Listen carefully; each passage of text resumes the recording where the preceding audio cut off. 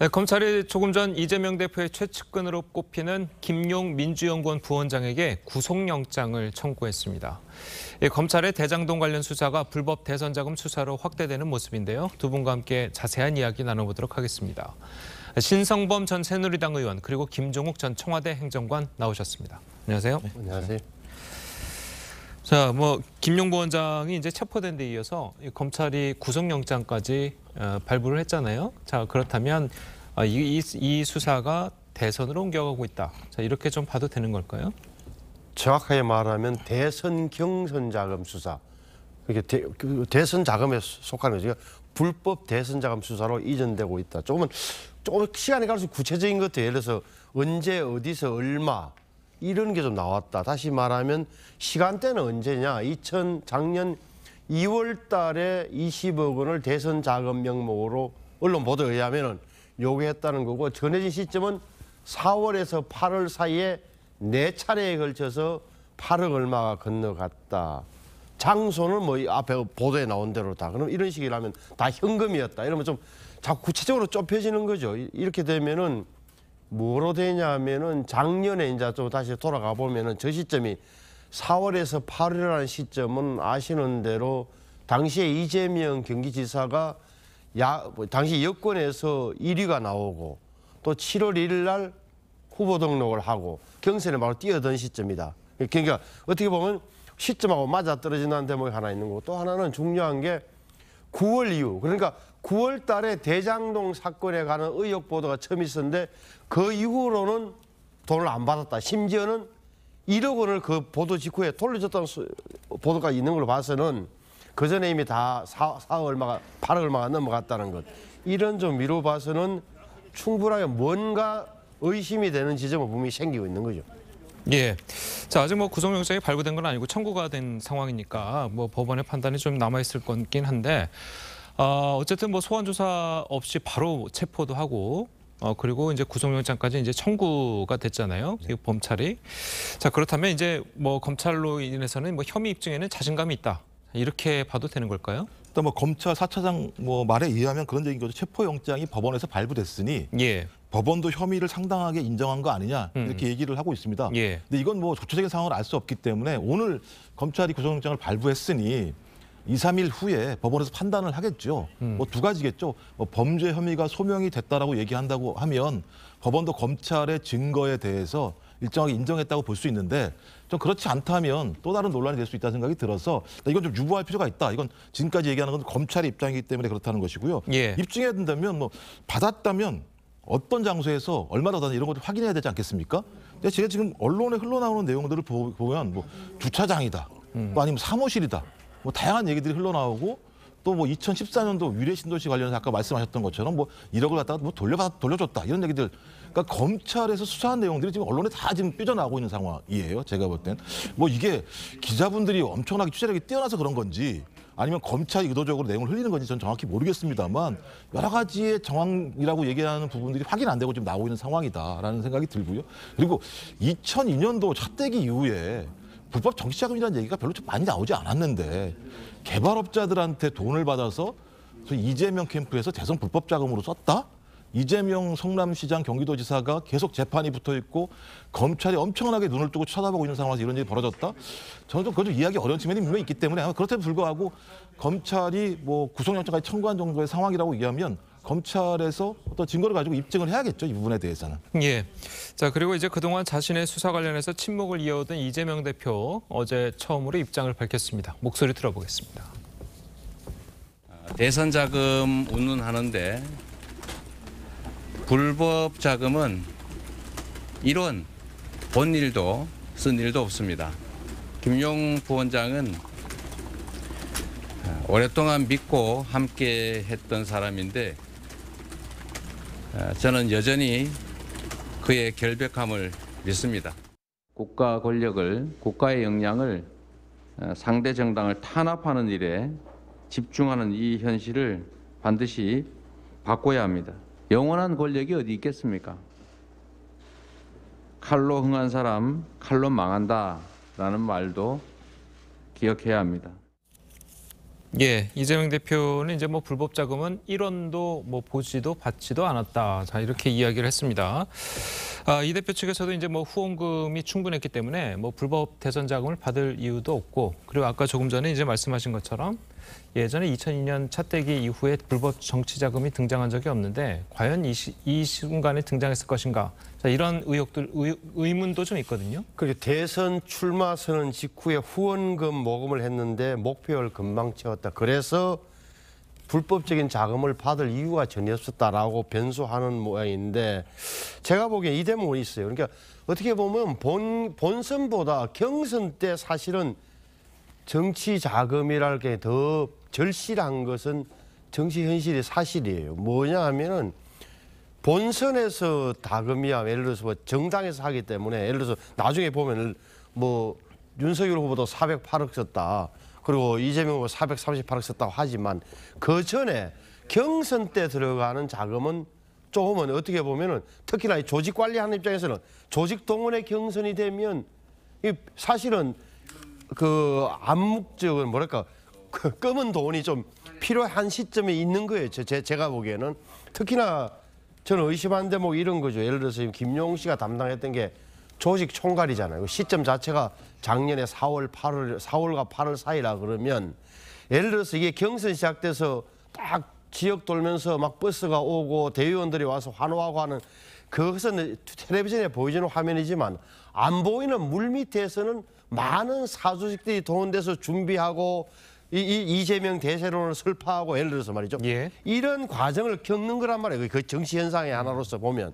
저는 그래서 이 대목을 가지고 후원금을 다 채웠기 때문에 불법 자금 받을 수 없었다는 대목은 좀 차원이 다른 이야기 같고, 또 이제 이재명 대표가 이야기한 것은 잘 보십시오. 불법 자금 1원도 본 적도 받은 적도 없다. 이 대목에 대해서는 뭐냐면, 나는 결백을 믿는다. 그러니까 김용 씨가 조직 총괄 핵심 척건으로서 알아서 했을 가능성도 있다라고 이렇게 여지를 오히려 열어놓는 거다. 특히나 현금으로 다 주고받았기 때문에 이것이 김용 씨가 받았다고 해서 김용이 구속된다고 해서 바로 이재명 대표를 연결되지 않는다는 암묵적인 전제도 있는 것 아니냐는 저는 생각을 하게 되죠. 만약에 그런 불법 정치 자금 같은 경우에 그 뭐 예를 들어 가지고 뭐 그 선거 당사자나 그 밑에 있는 조직들이 알아서 이제 운용을 했을 경우에 선거 당사자는 죄가 없는 건가요? 나중에 도덕적인, 그게 법적인 죄는 못 묻잖아요. 본인이 몰랐고 나는 보고받은 적도 없고 알아서 밑에 사람들이 나를 위해서 조직을 운영하면서 썼다고 만약에 나온다면 법적으로는 책임을 못 묻죠. 그거는 회계 책임자가 아닌 이상. 그럼에도 불구하고 정치적 책임은 남는 거죠. 그래서 이런 게 사실은 정치적 리스크로 되는 거예요. 나중에 결과가 어찌 될지 모르지만, 자, 이재명 당시 후보는 몰랐다고 예를 들어서 검찰의 수사 결론이 나오더라 할지라도, 내가 김용 씨가 내가 다 했다고 할지라도 국민들이 보기에는 에이, 보고를 안 했을 리가 있겠어라는 의문이 남기 때문에 정치적 리스크, 그러니까 부담이 되는 거죠. 알겠습니다. 자, 말씀하신 것처럼 이제 영장에 대선 자금이라고 명시가 돼 있습니다. 네. 자, 체포 영장에 이제 명시가 돼 있다는 건 이제 많은 보도나 이제 확인이 된 사실이고요. 자, 그렇다면은 검찰 수사의 이제 최종 목표라고 해야 될까요? 뭐 이재명 대표가 될까요? 어떻게 보십니까? 일단 영장 앞에는 이제 검찰이 주장하는 거죠. 예. 이게 핵심입니다. 그러니까 언제부턴가 영장으로 검찰이 얘기하면 사실인 것으로 얘기되는데, 그럼 검찰이 기소하면 다 유죄가 나야 되는데 그렇지 않은 측면이 분명히 있기 때문에 이건 좀 명확히 할 필요가 있을 것 같고요. 압수수색 영장에 의하면 김용 부원장은 5번 나오는데 이재명 당대표는 12번 나왔다는 거예요. 그럼 제가부터 검찰의 칼끝은 이재명 당대표에게 있는 거죠. 되게 웃기죠. 김용 부원장의 증거를 확보하러 압수수색에 들어갔는데 그 압수수색 영장에 이재명, 언론 보도에 의하면 이재명 당대표가 12번 나왔다고 얘기하면 뭐 당연히 칼끝은 이재명 당대표에게 있는 건데, 제가 볼 때 아직까지 검찰이 증거를 제시하지 않기 때문에 진술에 의존하는 것 같아요. 그러니까 유동규 씨의 진술, 그다음에 남욱 변호사의 진술 이렇게 얘기하는데, 그럼 진술에 신빙성이 있어야 되잖아요. 근데 지금 이재명 당대표 얘기하는 게 있지 않습니까? 남욱 변호사가 작년 10월 달에 한 얘기가 있지 않습니까? 예. 내가 하는 12년 동안 내가 그 사람 이재명을 얘기하는데 지켜보면서 얼마나 많이 해봤겠어요. 트라이를. 아주 CR도 안 먹혀요. 그다음에 녹취록에 의하면 자기들끼리 한 얘기죠. 대장동에 있는 사람들끼리. 우리끼리 주고받은 돈 이런 것을 성남시장실이 알게 되면 이재명이겠죠. 큰일 난다. 죽을 때까지 비밀로 하자. 이렇게 얘기한 내용이 있어요. 이것도 하나의 진술인 거죠. 그다음에 또 최근에는 검찰에게 불법 대선 자금을 건네줬다라고 진술을 했어요.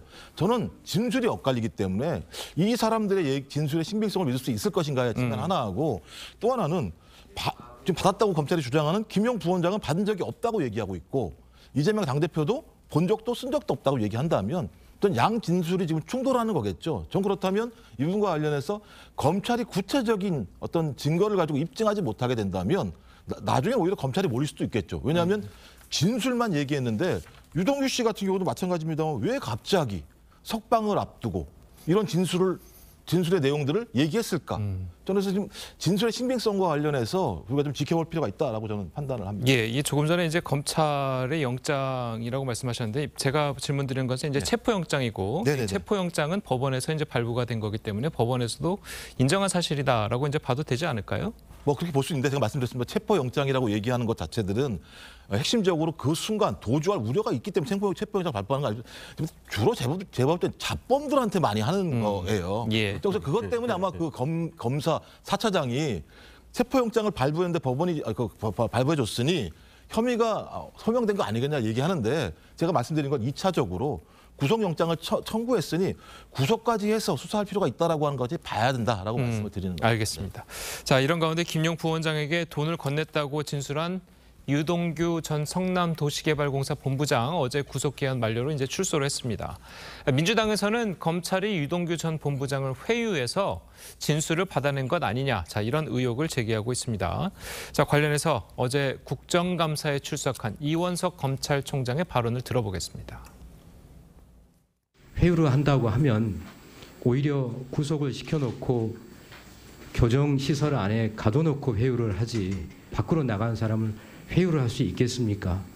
이분은 검거될 당시에도 본인의 핸드폰을 집어던지고 또 본인의 표현에 의하더라도 극단적인 선택까지 시도했던 사람입니다. 그런데 그 사람에 대해서 회유를 한다, 그게 있을 수가 있겠습니까? 회유가 가능하다라고 보실 수 있겠는지 저는 대단히 의문스럽습니다. 예, 자 그리고 이제 뭐 그 여기서 이제 나오진 않았지만 언론 보도를 보면 어떤 검사가 한 그 유아무개한테 자기의 검사 인상을 다 걸 수 있겠느냐라는 또 이야기를 있어요. 회유하다가 나중에 이제 발각이 되면 검사 인생이 망친다, 자 이런 의미인 것 같은데 좀 어떻게 들으셨습니까? 제가 볼 때는 이런 얘기들은 과거에 많이 나왔죠. 검찰의 수사 방식이 이런 방식 아니었었습니까? 무슨 검찰이 과거에 이렇지 않았던 것처럼 얘기하는 게 좀 되게 웃겨요. 아마 기사 아마 다 때려보십시오. 이런 내용이 얼마나 많이 나오는지. 검찰이 다양한 방식으로 회유하고 협박을 해서 했던 내용들이 다 나오고 있는데 뭐 과거에 그런 일이 없었던 새로운 검찰처럼 말씀하시니까 좀 저는 이해가 안 되고 아마 기자분들도 다 아실 거예요. 그런 사례들 같은 경우는. 또 하나는 핵심은 1년간 진술을 안 하다가 석방을 앞두고 진술을 했어요. 제가 알기로 이 대장동 건 말고요. 위례신도시 건으로 추가 기소하는 바람에 구속이 연장이 됐어요. 예. 근데 갑자기 지금 상황에서 예를 들면 석방이 되면 본인이 자기가 외부에 나와서 자기를 방어할 수 있잖아요.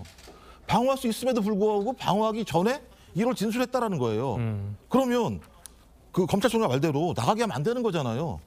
검찰이 위례신도시 문제와 관련해서 구속영장 청구 요구서도 제출하지 않았어요. 전 이해가 안 되는 거예요. 제가 이야말로 대단히 중요한 사건이잖아요. 대선 불법 자금이라고 얘기한다면 그럼 내보내면 안 되는 거죠. 위례신도시도 걸려있는 문제잖아요.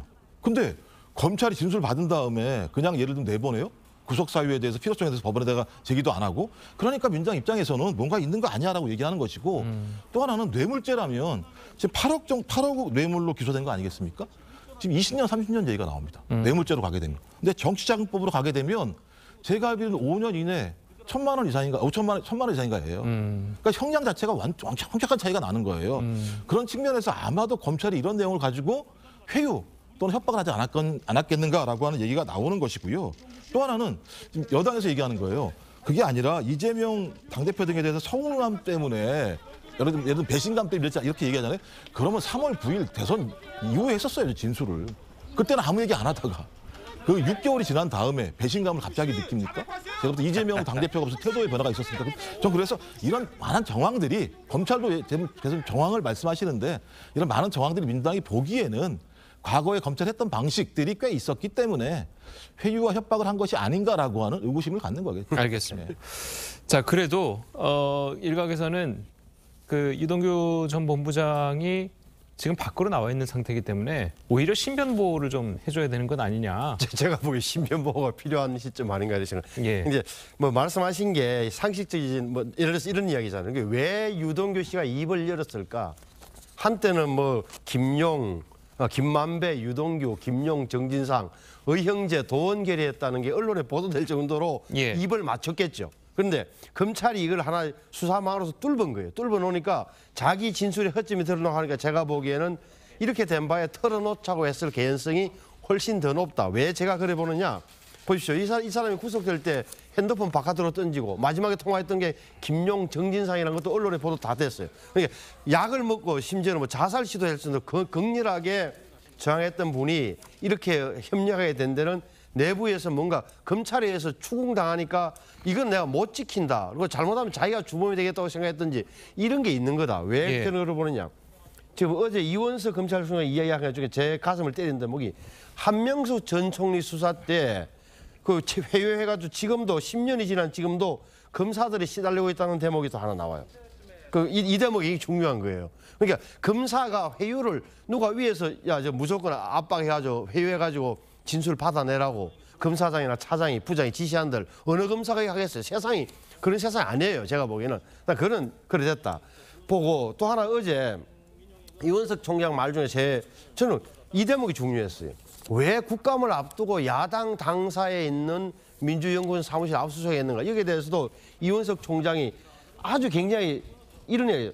대검 국감 앞두고 민주 당사 안에 압수수색하면 곤욕 치를 것 알고 있었다.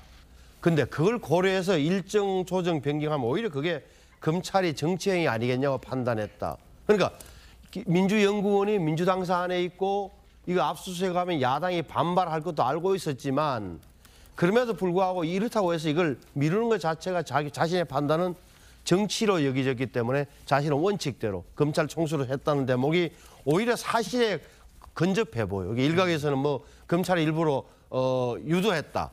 충돌을 유도했다. 이렇게 보는 건 그건 아닌 것 같다는 나름대로 제 판단은 서더라고요. 알겠습니다. 자, 이재명 대표에 대한 사법 리스크가 이제 뭐 현실화되면서 민주당 내부 상황도 약간 복잡해지는 모양새입니다. 서른 의원의 발언을 한번 들어보겠습니다. 저는 이재명 대표를 직접 만나가지고 이런저런 문제가 나올 가능성이 있다. 그러니까 그건 우리가 당에서 맡아서 막을 테니까 대표로 나오지 마라. 그런 주문을 제가 했었죠. 이런 사태를 저는 예견하고 있었습니다. 그건 당에는 이제 이런 사태가 올 수 있는 가능성이 있기 때문에 개인으로부터 당으로 전염되는 건 이거 막아야 될 거 아니냐. 자, 뭐 민주당이 이제 뭐 정치 탄압을 주장하면서 이재명 지키기에 나서고 있다. 자, 이런 총력을 기울이는 모습이긴 하지만 또 이면에는 이렇게 뭐 서른 의원은 민주당 중진 의원 아니겠습니까?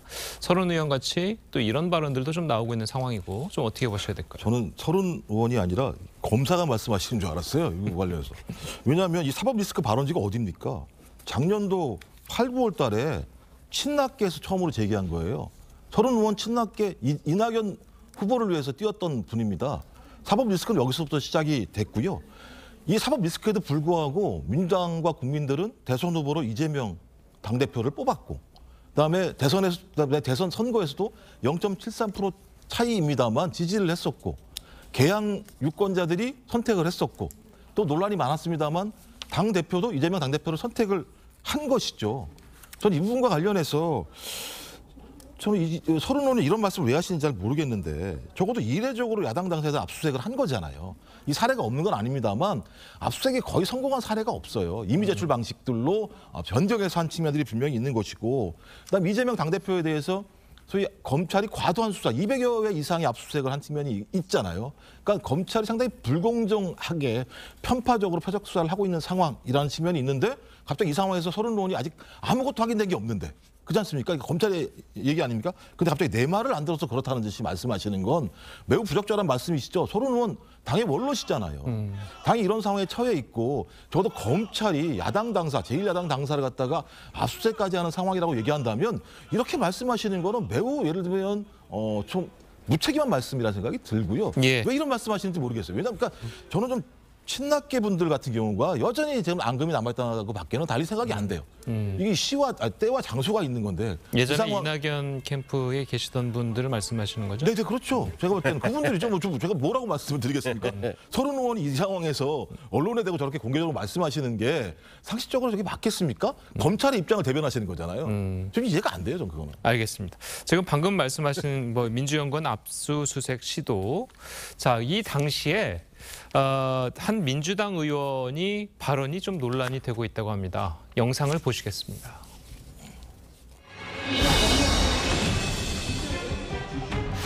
지금 가면 이미 다 치웠잖아요. 아니 이미 다 치웠다고요? 치웠지. 안 치웠겠냐 생각을 해봐라. 치웠다고요? 그거야. 생각하지 않습니다. 치웠다고 생각하진 않습니다. 내 말 이미 늦었어. 그러니까 그걸 해봤자 오로함이 압수수색인데 그걸 치웠다고 생각하지 않을게요. 지금 그 말씀이 굉장히 아이고. 제가 볼 때는 되게 위험하신 말씀인데요. 아까 박범계 의원님께서는 오셔서 네, 현실이 내일 오면 아니라. 자료를 다 제출하겠다고 하셨는데 아니, 그건 의원님 현실인데. 말씀을 들으면 내일 와도 어차피 아무런 자료가 없다는 거 아닙니까? 별게 문제인데 왜 그래? 두 분들이 해봤자 소용이 없다니까. 자, 이 보신 것처럼 이미 다 치웠다. 자, 이렇게 민주당의 한 주철원 의원이 이야기를 했습니다. 자, 이거 보면은 일각에서는 증거 인멸을 한 게 아니냐. 이런 이야기까지 나오고 있거든요. 그러니까 이게 이제 무슨 이야기냐면 왜 주철현 의원하고 나온 부부장 검사 세 명이서 다투는 거예요. 그러니까 주철현 의원이 누구냐면은 대검 강력부장 출신이에요. 이게 검사장 출신인데 저렇게 하면 안 되는 거예요. 지금 가면 다 치웠겠. 우리가 안 치웠겠냐? 생각을 좀 해봐라. 후배하라고 이제 이러는 건데 예. 증거인멸이에요. 증거인멸. 그러면 이게 이미 제출하겠다. 다음 날 이미 제출하겠다는 법무부 장관 측의 박범계 의원과는 말과도 다른 거예요. 이미 제출을 하면 있는 그대로 우리가 낼 테니 강제로 하지 마세요라는 취지인데 이미 손댔다는 거 아니에요. 그럼 봐야 되는 거. 또 하나는 앞서 우리 자꾸 친명계 비명계 제가 보는 견지에서는 지금은 의원들이 가만히 참고 있는 거예요. 왜? 당사까지 검찰이 왔으니까 이거는 안 되겠다 싶어서 참고 있지만 시간이 갈수록 성남 FC 문제가 나올 테고 또한 쌍방울 문제가 또 나올 텐데 이재명 대표의 이른바 사법 리스크는 계속 이어질 텐데 언제까지 개인 때문에 대표 개인 때문에 우리 당이 끌려 들어가야 되는 의무는 남을 거다. 그래서 이것을 막기 위해서 지금 박홍근 의원이 이야기한 게 이재명 대표가 무너지면 다음은 문재인 전 대통령이다라고 해서 이재명, 문재인 연계 전략으로 나가는 거예요. 움직이지 마. 한 몸이 돼서 막아내야 되는 신호를 계속 보내고 있는 거죠. 예. 그러니까 제가 볼 때 이제 주철현 의원의 말씀은 제가 볼 때 좀 약간 좀 부적절한 말씀을 하신 거라고 저는 생각이 들어요. 당연히 예. 증거인멸을 하면 안 되는 거죠. 근데 이제 문제는 뭐냐면 민주연구원 부원장실에 대한 압수수색 자체가 진짜 증거물을 획득하기 위한 것이냐, 아니면 이 사건의 크기를 갖다 크게 하려고 하는 검찰의 정책 의도냐, 이 문제에 대한 고민이 분명히 있는 거예요. 왜냐하면 2021년 4월부터 8월까지 돈을 받았다고 검찰 주장이 맞다고 얘기하면 이건 대선 경선 과정이에요. 당사랑 아무 상관이 없어요, 실제적으로. 민주연구원하고도 아무 상관이 없어요, 실제로. 아마 다른 여의도 내 캠프를 찾았겠지요. 또 하나는 2022년 이번 10월 11일 날 임명이 됐고 14일 날 17일 날 3일 동안 3시간 동안 제가 물어봤어요. 그랬더니 민주연구원에 부원장이 10명이 계세요. 상금 부원장이 3명, 7명이 비상금 부원장이에요. 거의 공용처럼 사무실을 사용을 하고 컴퓨터가 있다고 하더라도 비상금들 같은 경우는 공간이 없으니까 같이 사용하는 부분이 분명히 있어요. 제가 볼 때는 와서 뭘 여기다 저장해 놨겠어요? 불법 대선 자금 관련된 내용들을. 그러니 이런 상황과 관련해서 뻔히 다른 법인입니다만 당사 안에 위치해 있잖아요. 여하간 상관없이. 거기 들어가려면 민주당사로 들어가야 되는 거잖아요. 근데 이런 상황에서 국감 중에 그것도 검찰총장이 나오는 국감 바로 전날 이런 상황에 압수수색 영장을 두고 들어왔다라고 얘기하는 건 제가 볼 때는 오히려 정치적인 파장들을 높이고 이재명 당대표와 관련돼서 불법 대선 자금의 문제가 있는 것처럼 보여주기 위한 정치적 의도의 압수수색이라고 민주당은 생각할 수밖에 없는 측면이 분명히 있는 거죠. 그런 측면에서. 알겠습니다. 지금 말씀하신 부분 중에 이제 뭐 당 컴퓨터, 공용 컴퓨터에 이제 저장을 하겠느냐라고 말씀하셨는데 제가 얼마 전에 이 국회에 지금 현재 근무하고 있는 모 보좌관과 이야기를 나누던 중에 본인 같으면 굉장히 중요한 뭐 자료 같은 거는 당사 컴퓨터에 놓겠다. 왜냐하면 거기는 보신 것처럼 검찰이나 경찰이 들어오기 힘드니까. 굉장히 부담스러워서 절대 손을 못 댈 장소 중에 하나가 국회의원회관도 있고 당사도 있고 그런 거죠. 그러니까 그렇죠. 저 대목인데 요즘은 말이죠. 이거 압수수색 영장을 보면은 위치, 지점, 위치와 대상이 압색 대상이 정확히 나와요. 그러니까 법원에서는 뭐라고 했냐면은 저 김용 씨의 책상과 PC라고 특정이 돼 있는 거예요. 예. 그러니까 그 대목에 대해서는 저는 좀 이견이 없었으면 좋겠다. 그래서 의도에 대해서는 잘 모르겠고, 그러니까 예. 다만 그 두 가지는 제가 볼 그제 아침에 김용 씨가 체포되고 나서 검찰이 조사하는 과정에서 김용의 진술을 통해서 여기를 빨리 압수해야 될 필요성을 느꼈고 그것을 법원에서 설명함으로써 법원 판사가 영장에 사인을 해서 나온 거 아닐까라고 그게 합리적인 것 같아요. 알겠습니다. 자, 오늘 시간 관계상 두 분의 말씀은 여기까지 들어야겠습니다. 잘 들었습니다. 고맙습니다.